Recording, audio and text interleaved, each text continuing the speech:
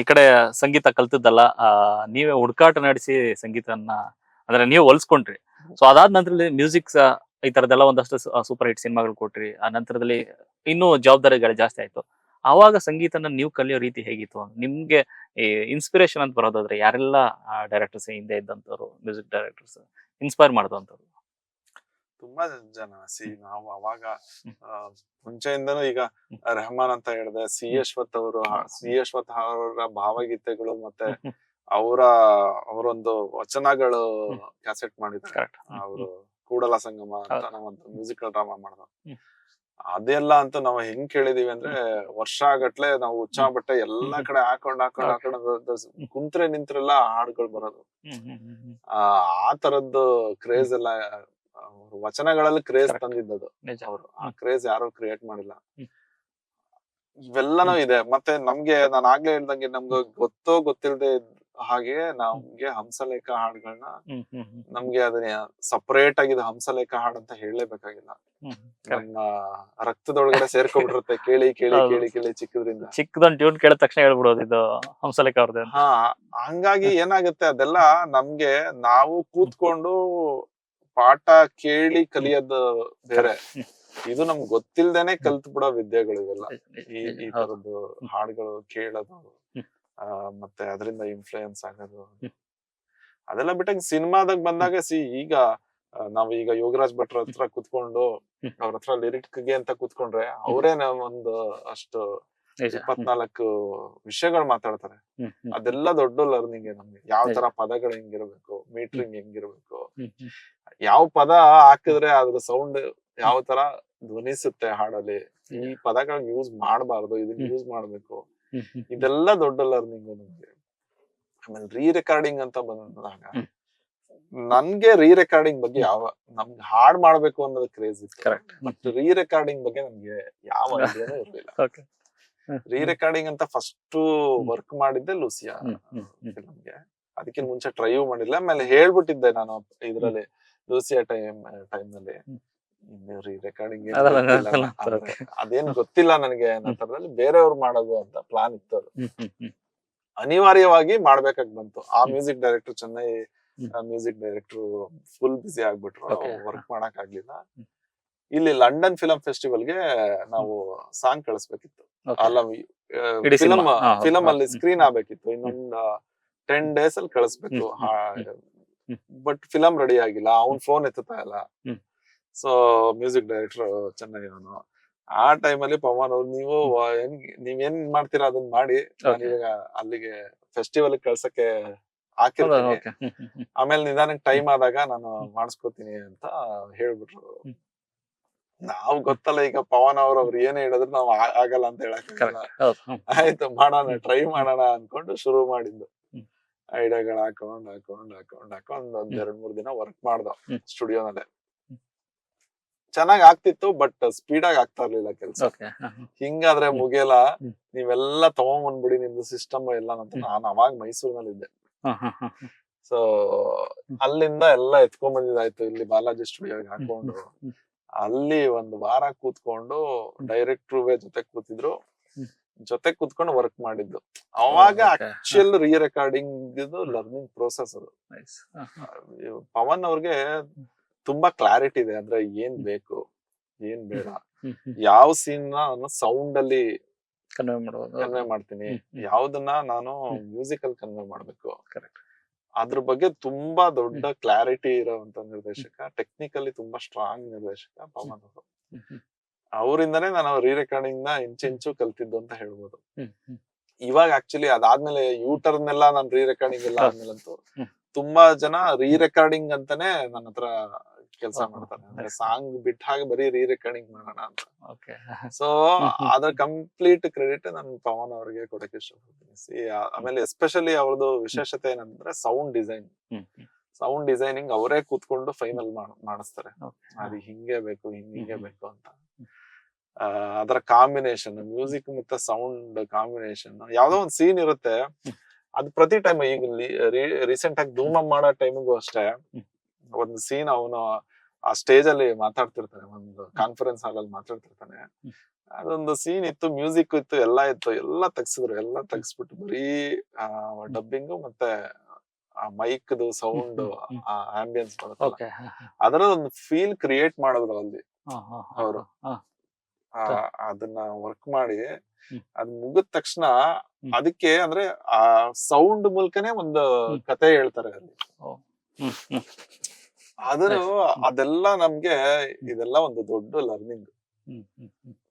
ಹಂಗಾಗಿ ತುಂಬಾ ಈ ತರ ಡೈರೆಕ್ಟರ್ ಗಳ ಜೊತೆ ವರ್ಕ್ ಮಾಡಿದ್ರೆ ಆ ತರದೊಂದು ಎಕ್ಸ್ಪೀರಿಯನ್ಸ್ ಆಗುತ್ತೆ. ಮತ್ತೆ ಅದೇ ನಮ್ಗೆ ನಡ್ಸ್ಕೊಂಡ್ ಬಂದಿದೆ ಇಲ್ಲಿ ತನಕ.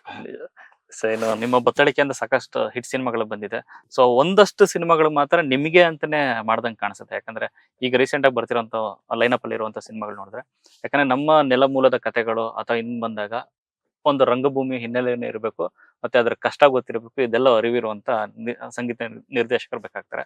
ಸೊ ಆ ನಿಟ್ಟಿನಲ್ಲಿರುವಂತ ಅಶೋಕ ಬ್ಲೇಡ್ ಆಗ್ಲಿ, ಈಗ ಬರ್ತಿರುವಂತ ಧೀರ ಭಗತ್ ರಾಯ್ ಆಗ್ಲಿ, ಎಷ್ಟು ಸ್ಪೆಷಲ್ ಆಗಿದೆ ನಿಮ್ಮ ಒಂದು ವೃತ್ತಿ ಜೀವನದಲ್ಲಿ ಅಂತ. ಅಶೋಕ ಬ್ಲೇಡ್ ಅಂತೂ ಸತೀಶ್ ಅವ್ರದ್ದು ಅದೊಂದು ಡ್ರೀಮ್ ಪ್ರಾಜೆಕ್ಟ್ ಆಕ್ಚುಲಿ. ಅದು ಸಖತ್ತಾಗಿ ಬಂದಿದೆ. ಈಗೆಲ್ಲ ಶೂಟ್ ಆಗಿರೋದು ಇರ್ಬೋದು, ಮತ್ತೆ ಹಾಡುಗಳು ಇರ್ಬೋದು, ಒಂದು 5 ಹಾಡುಗಳಿದೆ. ಹಾಡುಗಳು ಸತೀಶ್ ಅವರು ರಾತ್ರಿ 2 ಗಂಟೆ 3 ಗಂಟೆಲೆಲ್ಲ ಫೋನ್ ಮಾಡ್ಬಿಡ್ತಾರೆ ಅವರು. ಅಂದ್ರೆ ತುಂಬಾ ಕೇಳ್ತಿರ್ತಾರೆ ಅವರು, ಬೇಜಾರಾದಾಗೆಲ್ಲ ಕೇಳ್ತಾರೆ. ಸಖತ್ ಎಕ್ಸೈಟಿಂಗ್ ಆಗಿದ್ದಾರೆ ಅದಕ್ಕೆ. ಮತ್ತೆ ನನ್ಗೆ ತುಂಬಾ ಪರ್ಸನಲಿ ಖುಷಿ ಕೊಟ್ಟಂತ ಕೆಲ್ಸ ಅದು. ಸಖತ್ತಾಗಿ ಆಗ್ತಾ ಇದೆ ಅದು. ಸ್ವಲ್ಪ ಕೆಲಸ ಬ್ಯಾಲೆನ್ಸ್ ಇದೆ. 1 ಸಾಂಗ್ ರೆಕಾರ್ಡಿಂಗ್ ಮಾಡೋ ಕೆಲ್ಸ ಇದೆ, ಅದು ಮಾಡಿದ್ರೆ ಅದು ಮುಗೀತು. ಅದೊಂದು ನಮ್ಗೆ ಅಂದ್ರೆ ತುಂಬಾ ದಿನ ಆದ್ಮೇಲೆ ಒಂದು 80s ಕತೆನ ಒಂದು ಹಳ್ಳಿ ಬ್ಯಾಕ್ ಡ್ರಾಪ್ ಅಲ್ಲಿ ಹಾಡಿನ ಮೂಲಕ ತುಂಬಾ ಎಫೆಕ್ಟಿವ್ ಆಗಿ ಹೇಳುವಂತ ಸಿನಿಮಾ ಅಂತ ಹೇಳ್ಬೋದು. ಅದು ನಂಗೆ ಭಾರಿ ಖುಷಿ ಇದೆ. ಬಟ್ ಒಂದಷ್ಟು ಜನ ಸಾಂಗ್ ಕೇಳಿರೋರು ತುಂಬಾ ದೊಡ್ಡ ಚರ್ಚೆ ಈಗ ಆಲ್ರೆಡಿ ಸ್ಟಾರ್ಟ್ ಮಾಡಿದೆ ಅನ್ನುವಂಥದ್ದು. ಹೌದು, ಒಂದಷ್ಟು ಜನ ಕೇಳಿಸ್ತಿರ್ತಾರೆ ಅವರು. ಹಂಗಾಗಿ ಅದು ಸಖತ್ ಹೋಪ್ಸ್ ಇರೋಂತ ಒಂದು ಮೂವಿ. ಅದ್ ಬಿಟ್ಟ ಹಾಗೆ ನಾನು ಇವಾಗ ಅದಕ್ಕಿನ್ನ ಇನ್ನೂ ಒಂದು ಪ್ರಾಜೆಕ್ಟ್ ಚೆನ್ನಾಗಿ ಆಗ್ತಾ ಇರೋದು ಗ್ರಾಮಾಯಣ ಸಿನಿಮಾದ ಹಾಡು. ವಿನಯ್ ರಾಜ್ಕುಮಾರ್ ಅವ್ರದ್ದು, ನಮ್ಮ UI ಫಿಲ್ಮ್ ನ ಪ್ರೊಡ್ಯೂಸ್ ಮಾಡಿರುವಂತ ಮನೋಹರ್ ಸರ್ ಎಲ್ಲ ಹರಿಯವರೇ ಪ್ರೊಡ್ಯೂಸ್ ಮಾಡ್ತಿರೋದು ಅದನ್ನ. ಅದು ಅಷ್ಟೇ ತುಂಬಾ ಚೆನ್ನಾಗಿ ಆಗಿದೆ ಹಾಡುಗಳೆಲ್ಲ. ಅದ ಹಾಡಿನ ಶೂಟಿಂಗೇ ಬೇರೆ ತರ ಆಗಿದೆ. ಅಂದ್ರೆ ಹಾಡ್ ಶೂಟ್ ಮಾಡೋದಕ್ಕೇನೆ 6-7 ದಿನ ಒಂದೊಂದ್ ಸಾಂಗ್ ಗಳು ಶೂಟ್ ಮಾಡಿದ್ದಾರೆ. ಸೊ ಅಂದ್ರೆ ಎಸ್ಪೆಷಲಿ ಈಗ ಬರ್ತಿರೋ ಮೂವಿಗಳು ನಮ್ಗೆ ಅಂದ್ರೆ ಮ್ಯೂಸಿಕ್ ಓರಿಯೆಂಟೆಡ್ ಮೂವಿಗಳು ಒಂದಷ್ಟು ಆಗ್ತಾ ಇದೆ. ಇದು ಅಷ್ಟೇ ಒಂದು ಹಳ್ಳಿ ಕತೆ, ಈ ತರದ್ದು ಬ್ಯಾಕ್ ಡ್ರಾಪ್ ಅಲ್ಲಿ ಇರೋವಂಥದ್ದು. ಅದು ಅಷ್ಟೇ. ಮತ್ತೆ ಆ ತಯಾರಿ ಹೇಗಿರುತ್ತೆ ಅಂತ, ಯಾಕಂದ್ರೆ ಮೊದ್ಲೇ ಹೇಳ್ದಾಗೆ ಗ್ರಾಮಾಯಣ ಅಥವಾ ಟೈಟ್ಲ್ ಕೇಳ್ತಿದಂಗೆ ಒಂದು ಕನೆಕ್ಷನ್ ಮಣ್ಣಿನ ಕಡೆಗೆ ಹೋಗುತ್ತೆ. ಅಂದ್ರೆ ನಮ್ಮ ನೆಲ ಮೂಲದ ಕತೆಗೆ ಹೋಗುತ್ತೆ. ಆ ತಮಟೆ ಆಗ್ಲಿ, ಕಂಸಾಳೆ ಆಗ್ಲಿ, ಈ ತರದೆಲ್ಲ ಫೀಲ್ ಬಂದೇ ಬರುತ್ತೆ. ಸೊ ನಿಮ್ಗೆ ಆ ಟಚ್ ಇರೋದ್ರಿಂದ ತುಂಬಾ ಪಾಸಿಟಿವ್ ಆಗಿ ಎತ್ಕೊಂಡು ಹೋಗುತ್ತಾ ಈ ತರ ಸಿನಿಮಾಗಳಿಗೆ ಅಂತ. ಯಾಕಂದ್ರೆ ಆ ಪ್ರತಿಯೊಂದು ಟ್ಯೂನ್ ಕೇಳಿದಾಗ್ಲ ಅಥವಾ ಸಂಗೀತ ಕೇಳಿದಾಗ್ಲ ತುಂಬಾ ಜನ ಅದಕ್ಕೆ ಬಹಳ ಕನೆಕ್ಟ್ ಆಗಿ ಮಾತನಾಡಿದ್ದೆ ಹೇಳಿದುಂಟು ಅಂತ. ಆಕ್ಚುಲಿ ಏನಾಗುತ್ತೆ ನಮ್ದು ಅನ್ನೋದು ಒಂದ್ ಸ್ಟೈಲು. ನಾನ್ ಆಕ್ಚುಲಿ ಲೂಸಿಯಾದಲ್ಲಿ ತಿನ್ಬೇಡ ಕಮ್ಮಿ, ಜಮ ಜಮ ಇದೆಲ್ಲ ಹಿಟ್ ಆದ್ಮೇಲೆ ಇವರು ತುಂಬಾ ಫೋಕ್ ತರ ಹಾಡುಗಳನ್ನ ತುಂಬಾ ಚೆನ್ನಾಗಿ ಮಾಡ್ತಾರೆ. ಅಂದ್ರೆ ಫೋಕ್ ರೂಟ್ ಚೆನ್ನಾಗಿದೆ ಅನ್ನೋದು ಅಲ್ಲಿಂದ ಜನಗಳಿಗೆ ಅದನ್ನ ಅನ್ಸಿದೆ. ಮತ್ತೆ ಇಂಡಸ್ಟ್ರಿ ಒಳಗಡೆನೋ ಅದು. ಬಟ್ ಆಕ್ಚುಲಿ ಅದ್ ಮಾಡೋದಕ್ಕಿಂತ ಮುಂಚೆ ನನಗೆ ಅದು ರಿಯಲೈಸೇಷನ್ ಇರ್ಲಿಲ್ಲ. ಯಾಕಂದ್ರೆ ನಾನು ಸ್ವಲ್ಪ ಥಿಯೇಟರ್ ಸಾಂಗ್ ಇರ್ಬೋದು, ಮತ್ತೆ ನನ್ನ ಬ್ಯಾಂಡ್ ಇರ್ಬೋದು, ಮತ್ತೆ ರೆಹಮಾನ್ ಹಾಡುಗಳು ಇರ್ಬೋದು, ಇದೆಲ್ಲ ಇನ್ಫ್ಲೂಯೆನ್ಸ್ ಜಾಸ್ತಿ ನನ್ಗೆ. ಆದಷ್ಟು ವೆಸ್ಟರ್ನ್ ಇನ್ಫ್ಲೂಯೆನ್ಸ್ ತುಂಬಾನೇ ಇತ್ತು ನನ್ಗೆ. ಹಾಗಾಗಿ ನನಗೆ ಅನ್ಸಿರ್ಲಿಲ್ಲ ನಾನು ತುಂಬಾ ಫೋಕ್ ಅಲ್ಲಿ ಇಷ್ಟು ಸ್ಟ್ರಾಂಗ್ ಆಗಿ ಮಾಡ್ತೀನಿ ಅಂತ. ಬಟ್ ಹಿಟ್ ಆದ್ಮೇಲೆ ಏನಾಗುತ್ತೆ ಅಂತಂದ್ರೆ ಇಡೀ ಇಂಡಸ್ಟ್ರಿ ಎಲ್ಲರೂ ನೋಡೋದು ಆ ದೃಷ್ಟಿಯಿಂದಾನೇ ನೋಡ್ತಾರೆ, ಇವ್ರು ಫೋಕ್ ಗೆ ಚೆನ್ನಾಗಿ ಮಾಡ್ತಾರೆ ಅಂತ. ಅದು ಒಂದು ಖುಷಿ ವಿಚಾರ. ಯಾಕೆಂದ್ರೆ ಆ ತರದವ್ರಿಗೆ ತುಂಬಾ ಕಡಿಮೆ ಮಾಡೋರು. ಹಾಗಾಗಿ ನಮ್ಗೆ ಏನಂದ್ರೆ ಇಂಡಸ್ಟ್ರಿ ಯಾವ ದಿಕ್ಕಿನಲ್ಲಿ ನಮ್ಗೆ ಎಳ್ಕೊಂಡು ಹೋಗುತ್ತೆ ಅದಕ್ಕೆ ತಯಾರಿಗಳು ಜಾಸ್ತಿ ಮಾಡ್ಕೊಂಡು ಹೋಗ್ತೀವಿ ಅಷ್ಟೇ. ಈಗ ತುಂಬಾ ನಮ್ಗೆ ಫೋಕ್ ಟಚ್ ಇರೋ ಹಾಡುಗಳೇ ಬಂತು ಅಂತಂದ್ರೆ ಅದರ ತಯಾರಿಗಳು, ಅದನ್ನ ತುಂಬಾ ಕೇಳೋದು. ಈ ಜರ್ನಿನೇ ಹಂಗೆ ನಮ್ನ ತಗೊಂಡ್ ಹೋಗುತ್ತದು, ಈ ತರದ್ದೇ ಮಾಡು ಅಂತ. ಅದಕ್ಕೆ ನಮ್ಮ ಸ್ಟೈಲ್ಗಳು ಸ್ವಲ್ಪ ಸೇರಿಸಿ ಹಿಂಗಿರುತ್ತೆ ಹ್ಮ್. ಅಂದ್ರೆ ಅದಕ್ಕೆ ನೀವ್ ಹೇಳ್ದಂಗೆ ಸ್ಟ್ರಾಂಗ್ ಇದು ಇರುತ್ತೆ. ಈಗ ನಾವು ಮೈಸೂರಲ್ಲೆಲ್ಲ ನಾವು ಹೌದು. ಥಿಯೇಟರ್ ಮಾಡೋ ಟೈಮಿಗೆ ಹ್ಮ್. ಅಲ್ಲಿ ಕೊಳ್ಳೇಗಾಲ ಚಾಮರಾಜನಗರದ ಜನಪದ ಹಾಡುಗಳು ಹೌದು, ಮತ್ತೆ ಹೌದು. ಮಾದೇಶ್ವರನ ಹ್ಮ್. ಫೋಕ್ ಹೌದು. ಇವೆಲ್ಲ ನಮ್ಗೆ ಯೂನಿವರ್ಸಿಟಿಲೆಲ್ಲ ತುಂಬಾ Correct. ಸುಮ್ನೆ ಕೇಳಿಸ್ಕೊಳ್ದೆ ಇದ್ರು ತುಂಬಾ ಕೇಳಿಸ್ತಾ ಇರ್ತದೆ. ಹೌದು. ಆ ತರದ ಸ್ಟ್ರಾಂಗ್ ಆದ ಒಂದು ಬೇಸ್ ಇದೆ ಅಲ್ಲಿ. ನಿಜ. ಅದ್ ನಮ್ಗೆ ಗೊತ್ತಿಲ್ಲದೆ ಬಂದ್ಬಿಟ್ಟಿರುತ್ತೆ. ಹ್ಮ್. ಅದೆಲ್ಲ ಇಲ್ಲ ಈ ಅಶೋಕ ಬ್ಲೇಡ್ ಅಲ್ಲೂ ಅದು ಸಖತ್ತಾಗಿ ಯೂಸ್ ಆಗಿದೆ. ಹ್ಮ್. ಹ್ಮ್. ಹ್ಮ್. ಅಲ್ಲಿ ಒಂದು ಸೋಬಾನೆ ಪದ ಯೂಸ್ ಮಾಡ್ತೀವಿ. ಹೌದು, ಹೌದು. ಅದು ಸೋಬಾನೆ ಪದ ಸಖತ್ ಫೇವರೇಟ್ ಸತೀಶ್ ಅವ್ರಿಗೆ. ಹ್ಮ್. ಹ್ಮ್. ಸಖತ್ ಇಷ್ಟವಾದ ಇದು. ಹ್ಮ್.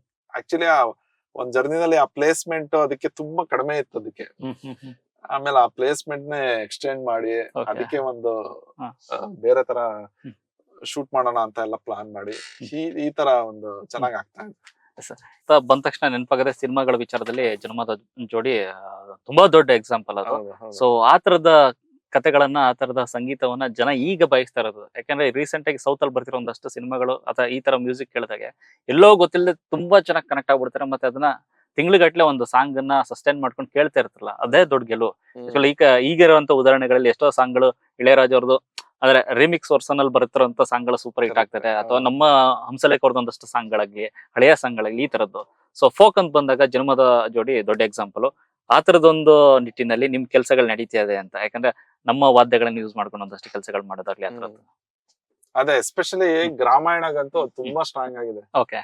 ತುಂಬಾ ಸ್ಟ್ರಾಂಗ್ ಆಗಿ ಮಾಡ್ತಾ ಇದೀವಿ. ಅದಕ್ಕೆ ಒಂದ್ ಹಾಡಂತೂ ನಮ್ಮ ಅಲ್ಲಿ ಕಂದೆಗಾಲ ಅಂತ ಇದೆ ಮಂಡ್ಯ ಕಡೆ. ಗೊತ್ತು. ಅಲ್ಲೊಬ್ರು ಪುಟ್ಟಮ್ಮ ಅಂತ ಒಬ್ರು ಸಿಂಗರ್. ಅವ್ರ ಹತ್ರ ಒಂದು ಹಾಡ್ಸಿದೀವಿ ಅದನ್ನ. ಅದ್ ಯಾರ್ಯಾರು ಕೇಳ್ಸಿದೀವಿ ಅವ್ರೆಲ್ಲರೂ ತುಂಬಾ ಎಮೋಷನಲ್ ಆಗಿ ಕಣ್ಣಲ್ಲಿ ನೀರ್ ಹಾಕೊಂಡು ಇದ್ ಮಾಡಿದಾರೆ. ಆ ತರ ಅಷ್ಟು ಸೋಲ್ಫುಲ್ ಆದ ಒಂದು ವಾಯ್ಸ್ ಅವ್ರದ್ದು. ಆ ತರ ಇದೆ. ಅಂದ್ರೆ ಹುಡ್ಕಿ ಈ ತರದ್ ಮತ್ತೆ ಇನ್ನೊಂದು ಒಂದು ಜಾತ್ರೆದು ಅನ್ನೋ ತರದೊಂದು ಸಾಂಗ್ ಬರುತ್ತೆ. ತುಂಬಾ ಅರ್ಲಿ ಅನ್ಸುತ್ತೆ ತುಂಬಾ ವಿಷಯಗಳು ಹೇಳೋದಕ್ಕೆ. ಅಲ್ಲೂ ಅಷ್ಟೇ ಆ ತರದ್ದು ಅಂದ್ರೆ ಯಾರ್ಯಾರ್ದು ಅಂದ್ರೆ ಫೋಕ್ ಟೆಕ್ಸ್ಚರ್ ಇರೋ ಸಿಂಗರ್ ಗಳು ಯಾರು ಇದಾರೆ ಆ ತರದ ಒಂದು 7-8 ಸಿಂಗರ್ ಗಳು ಆಡಿದಾರೆ ಅದಕ್ಕೆ. ಹಿಂಗೆ ಒಂದಷ್ಟು ಬೇರೆ ಬೇರೆ ತರದ್ದು ಕೆಲಸ ನಡೀತಿದೆ ಅದಕ್ಕೆ. ಇನ್ನು ಅದು ತುಂಬಾ ಅರ್ಲಿ ಅನ್ಸುತ್ತೆ ಆ ವಿಷಯಗಳು ಹೇಳೋದಕ್ಕೆ. ತುಂಬಾ ಮಾತಾಡೋಣ ಅದು ತುಂಬಾ ಇದೆ ಅದೊಂದು ಫಿಲಂ ಬಗ್ಗೆ. ಅದು ಮತ್ತೆ ಅಶೋಕ್ ಕುಮಾರ್ ಬಗ್ಗೆ ಮಾತಾಡೋದಕ್ಕೆ ತುಂಬಾ ವಿಷಯಗಳಿದೆ.